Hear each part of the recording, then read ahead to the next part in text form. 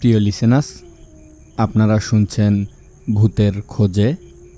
দেশ ও দেশের বাহিরে যে যেখান থেকেই আমাদের এই ভৌতিক ঘটনাগুলো শুনছেন, তো আশা করি সকলেই ভালো আছেন এবং সুস্থ আছেন। প্রিয় লিসেনার্স, আমি অভি আছি আপনাদের সাথে। যারা ভয় পেতে ভালোবাসেন এবং মানুষের সাথে ঘটে যাওয়া বিভিন্ন ধরনের ভৌতিক ঘটনাগুলো শুনতে ভালোবাসেন, তারা অবশ্যই ভূতের খোঁজে ইউটিউব চ্যানেলটি সাবস্ক্রাইব করে রাখতে পারেন। প্রিয় লিসেনার্স, তো আজকে যে প্রথম ঘটনাটি আমি আপনাদের সাথে শেয়ার করতে যাচ্ছি, তো এই ঘটনাটি আমাদের সাথে শেয়ার করেছেন পলাশ ভাই। এই ঘটনাটি পলাশ ভাইয়ের দুঃসম্পর্কের এক চাচার সাথে ঘটে যাওয়া। প্রিয় লিসেনার্স, তো পলাশ ভাই এর আগেও কিন্তু কিছু ঘটনা আমাদের সাথে শেয়ার করেছে। তো সেই ঘটনাগুলো কিন্তু আমি আপনাদের সামনে উপস্থাপন করেছিলাম। অনেকেই পলাশ ভাইয়ের ঘটনাগুলো অনেক পছন্দ করেছেন।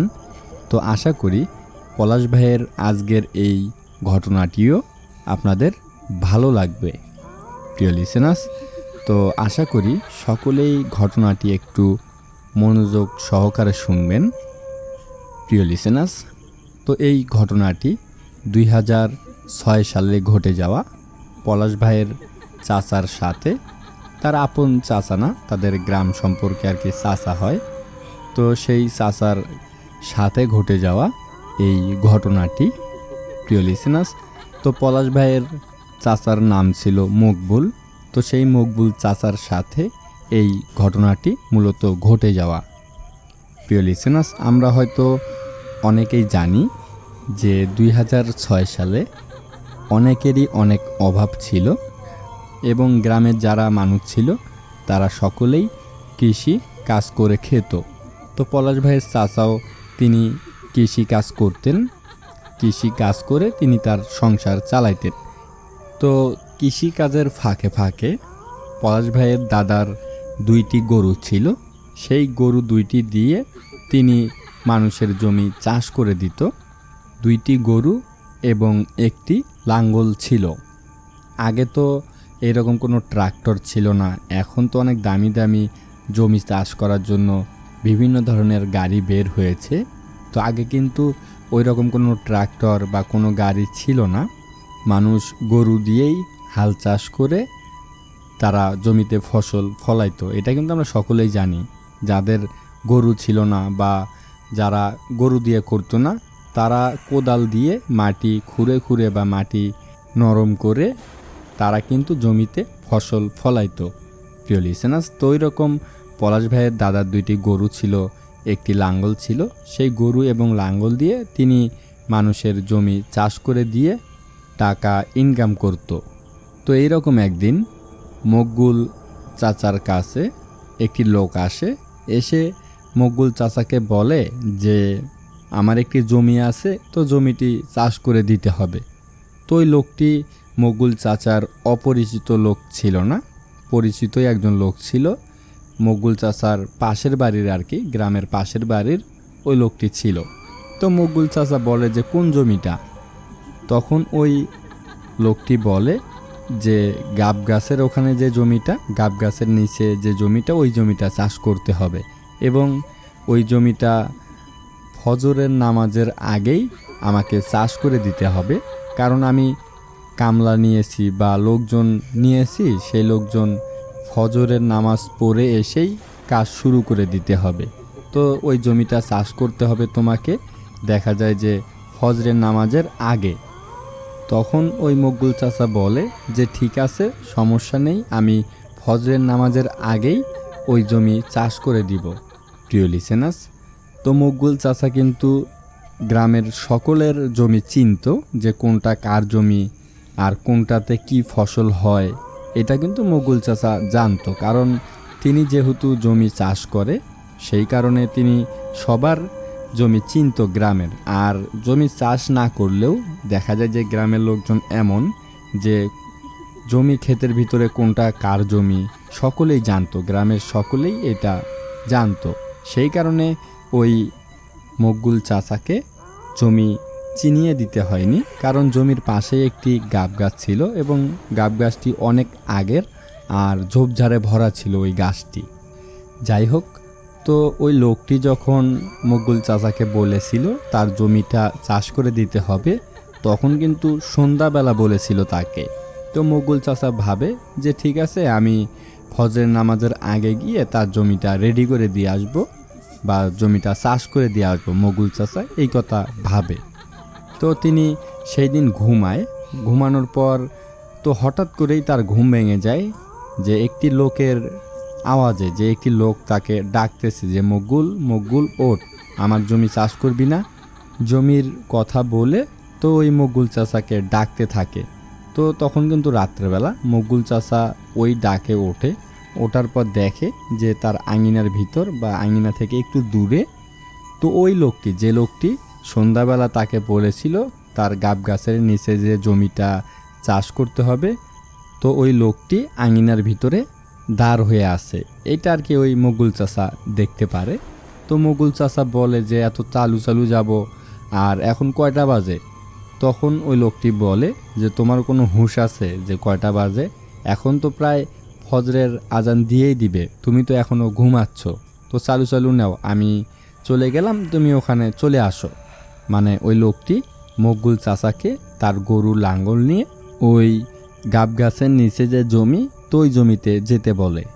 ওই লোকটি মকবুল চাচাকে ডাক দিয়ে তো চলে যায় এবং মকবুল চাচাকে বলে যায় যে তুমি তোমার গরু লাঙ্গল নিয়ে জমিতে চলে আসো, এখন প্রায় ফজরের নামাজের আজান দিয়ে দিবে। তো মকবুল চাচা সময়ও দেখতে পারে না সেই সময়, কারণ ঘড়ি, মোবাইল এগুলো একটু কম ছিল তখনকার সময়ে। তো মকবুল চাচা ভাবে হয়তো সময় হয়ে গেছে বা আমি ঘুমাইছিলাম, বলতে পারি না। তিনি তার গরু লাঙ্গল সব কিছু নিয়ে তো ওই জমির উদ্দেশ্যে রওনা হয়। তিনি কিন্তু জানতো না যে তখন কয়টা বাজে। মকবুল চাচা কিন্তু এটা জানতো না। মকবুল চাচা ভাবে ওই লোক যেহেতু ডাক দিছে, তাহলে ফজরের নামাজের সময় প্রায় হয়তো হয়ে গেছে। তো মকবুল চাচা তখন তার গরু আর লাঙ্গল নিয়ে ওই জমির উদ্দেশ্যে রওনা হয়। তো ওই জমিতে তার বাড়ি থেকে যেতে প্রায় আধা ঘন্টার মতো সময় লাগে। তো মকবুল চাচা যাচ্ছে এবং মকবুল চাচা খেয়াল করে যে এতটা অন্ধকারের ভিতরে তিনি কিছুই দেখতে পাচ্ছে না। তো মকবুল চাচা ভীষণ অবাক হয়ে যায় যে ওই লোকটি গিয়ে ডাক দিল, এত অন্ধকার কেন? আর ফজরের নামাজের সময় হলে তো একটু একটু আলো দেখা যায় বা দিনের মতো ভাব চলে আসে, কিন্তু আমার কাছে তো মনে হচ্ছে অনেকটা অন্ধকার, মনে হচ্ছে গভীর রাত। তো ওই মকবুল চাচা এরকম ভাবে আর ওই জমির দিকে যাচ্ছিল। যাই হোক, মকবুল চাচা এক পর্যায়ে ওই জমিতে চলে যায়, যে জমিটা তার চাষ করার কথা ছিল সেই জমিতে যায়। যাওয়ার পর মকবুল চাচা দেখতে পায় যে ওই জমিওয়ালা এবং যে লোকটি মকবুল চাচাকে ডাক দিতে গিয়েছিল বাড়িতে, সেই লোকটি ওই গাব গাছের নিচে দাঁড় হয়ে আছে। তো মকবুল চাচা ভাবে যে তার জমি, সে হয়তো ওখানে দাঁড় হয়ে আছে, তো আমি এই সাইড থেকে জমি চাষ করা শুরু করি। তো তিনি জমি চাষ করতেছে। তো প্রায় এরকম 2-3 মিনিট চলে যায় জমি চাষ করতে করতে। তো হঠাৎ করে আবার যখন ওই মকবুল চাচা ওই গাব গাছের ওই দিকে তাকায়, যে জমিওয়ালাটি ওই গাব গাছের নিচে দাঁড় হয়েছিল, যে জমির মালিক তিনি কিন্তু ওই গাব গাছের নিচে দাঁড় হয়েছিল। তো মকবুল চাচা যখন ওই গাব গাছের নিচে তাকায়, তখন তিনি ভীষণ অবাক হয়ে যায়। তিনি দেখতে পায় যে একটি ছাগল ওই গাব গাছের নিচে দাঁড় হয়ে আছে। তো এটা যখন দেখে যে ছাগল দাঁড় হয়ে আছে, তখন তো মকবুল চাচা ভেবে পায় না কি করবে, কারণ তিনি একটু আগেই দেখলো যে জমির মালিক ওখানে দাঁড় হয়ে আছে, আর এখন দেখছে যে একটি ছাগল ওই গাব গাছের নিচে দাঁড় হয়ে আছে। তো মালিক কোথায় গেল, জমির মালিক কোথায় গেল তাহলে? তো মকবুল চাচা আবারও জমি চাষ করতেছে এবং ওই ছাগলটার দিকে তখন আর তাকায় না। তিনি ভাবে হয়তো ফজরের নামাজের আজান দিবে বা দিন হবে, জমির মালিক হয়তো সাথে করে ছাগল নিয়ে এসেছে। তো দিন হলেই বা সকাল হলেই ছাগলটি এখানে ঘাস খেতে বেঁধে দিবে, আর গ্রামে এটা হয়ে থাকে। তো সেই কারণে মকবুল চাচা আর ওইটা ভাবাভাবি করে না, আর মকবুল চাচা ভেবে নেয় যে হয়তো লোকটি আশেপাশে আসছে, তো কোনো জায়গায় হয়তো চলে গেছে। তো মকবুল চাচা জমি চাষ করতেছে কিছুক্ষণ পর আবার যখন ওই ছাগলটির দিকে তাকায়, তখন ওই মকবুল চাচা দেখতে পায় যে ওটি আসলে ছাগল না, ওটি হচ্ছে একটি ঘোড়া দাঁড় হয়ে আছে। তো মকবুল চাচা তখন আরও ভীষণ অবাক হয়ে যায় যে এটা আমি কি দেখতেছি। একবার দেখলাম যে জমির মালিক ওখানে দাঁড় হয়ে আছে, একবার দেখলাম ছাগল দাঁড় হয়ে আছে, তো একবার দেখলাম যে ঘোড়া দাঁড় হয়ে আছে। আসলে কি হচ্ছে, আমি নাকি ভুল দেখতেছি না কি, আসলে বিষয়টা তো বুঝতেছি না। আর এত অন্ধকার কেন? যতক্ষণ হয় আমি জমিতে এসেছি এতক্ষণ তো ভোর হয়ে যাওয়ার কথা, সকাল হয়ে যাওয়ার কথা, তো এখনও তো কিছুই হচ্ছে না, অন্ধকার কাটছেই না। এগুলো আর কি ওই মকবুল চাচা ভাবতে থাকে। তো মকবুল চাচা আবারও জমি চাষ করতে থাকে, দেখে যে যেখানে ঘোড়াটি দাঁড় হয়েছিল ওখানে আর ঘোড়া দাঁড় হয়ে নেই, একটি অদ্ভুত ধরনের প্রাণী সেখানে দাঁড় হয়ে আছে, যার চোখগুলো অনেক লাল এবং পুরো শরীরে আর কি অনেক লোম দিয়ে ভরা। এটা ওই মকবুল চাচা দেখতে পায়। তো মকবুল চাচা ভাবে যে আসলে হচ্ছেটা কি, আমি তো কিছুই বুঝতে পারছি না, আমি ভুল দেখতেছি না কি আসলে, আর ঘটনা এমন হচ্ছে কেন। মকবুল চাচা তখন এইটা ভাবতে থাকে। তো মকবুল চাচা ভয় না পেয়ে তো তিনি চারদিকে দেখে যে আসলে জমির মালিক গেল কোথায়। একটু আগে তো জমির মালিক ওখানে দাঁড় হয়েছিল, জমির মালিক আমাকে ডাক দিয়ে নিয়ে আসলো, তাহলে তিনি কোথায় গেল আমাকে কিছু না বলে। এগুলো ওই মকবুল চাচা ভাবতে থাকে। তো কিছুক্ষণ পর মকবুল চাচা দেখে যে ওখানে কোনো গরু নেই, কোনো ছাগল নেই বা কোনো ঘোড়া নেই, কোনো কিছুই নেই, একদম ফাঁকা জায়গা।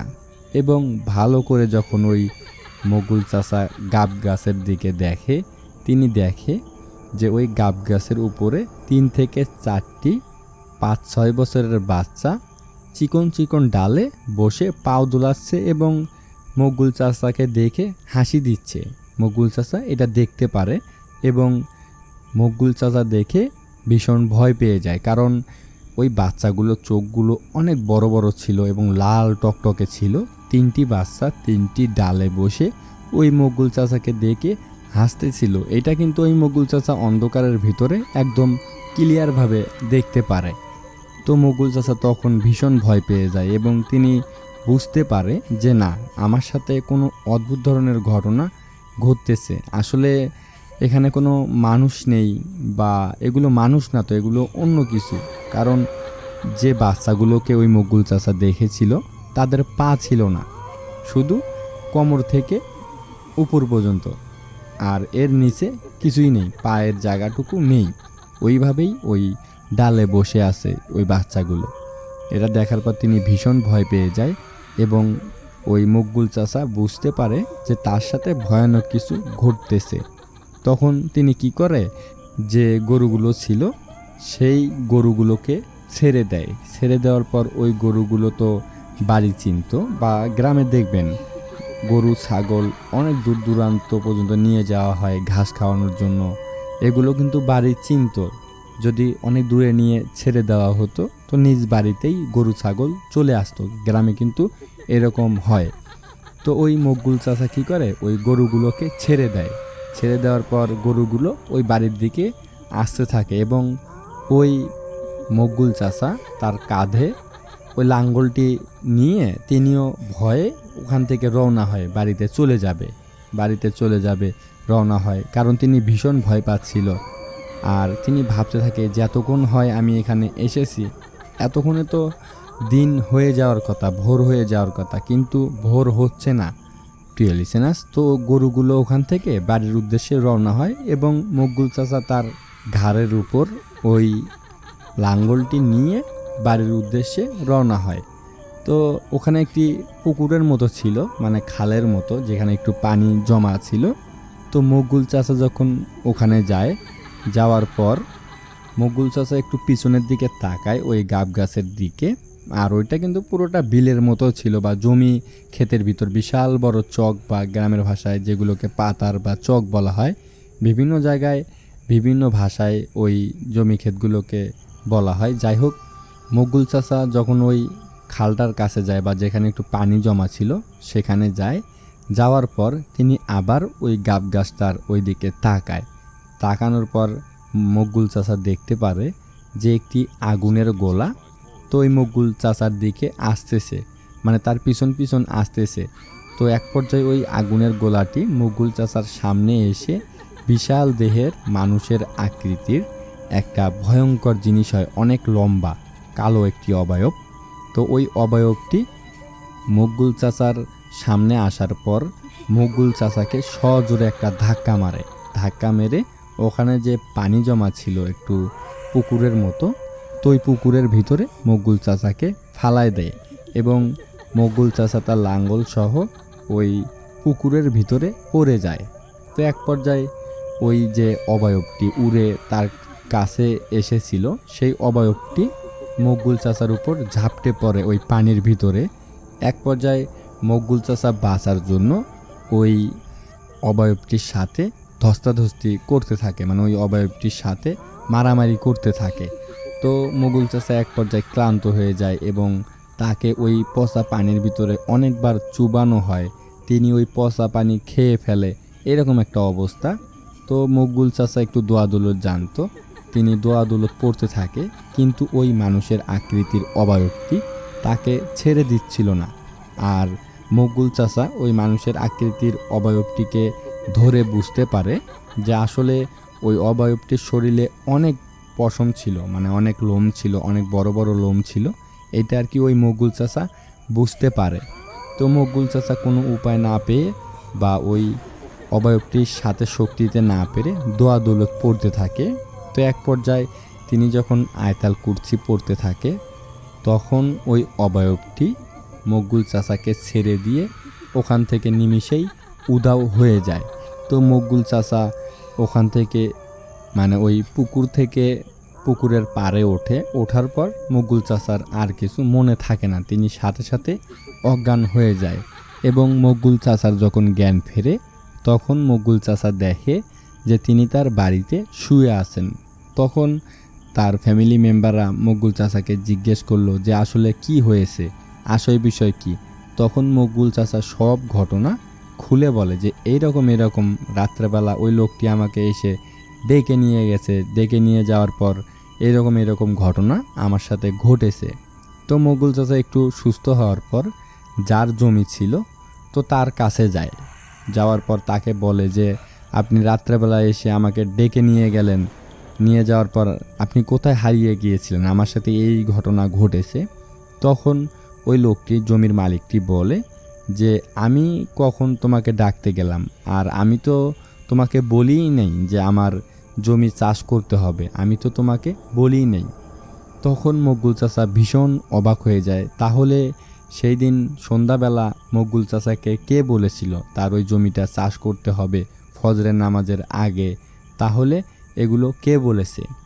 আর এইদিকে জমির মালিক মকবুল চাচাকে বলেছিল যে তিনি তাকে জমি চাষ করতে বলে নাই বা তাকে ডাকতেও যায় নাই, তাহলে ওইটা কে ছিল?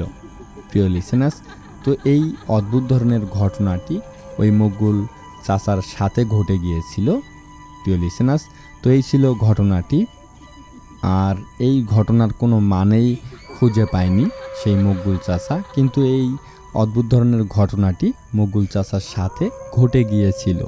প্রিয় লিসেনার্স, এখনও যারা ভূতের খোঁজে ইউটিউব চ্যানেলটি সাবস্ক্রাইব করেননি তারা অতি দ্রুত ভূতের খোঁজে ইউটিউব চ্যানেলটি সাবস্ক্রাইব করে ফেলুন, এরকম বা অন্যরকম মানুষের সাথে ঘটে যাওয়া বিভিন্ন ধরনের ভৌতিক ঘটনাগুলো শোনার জন্য।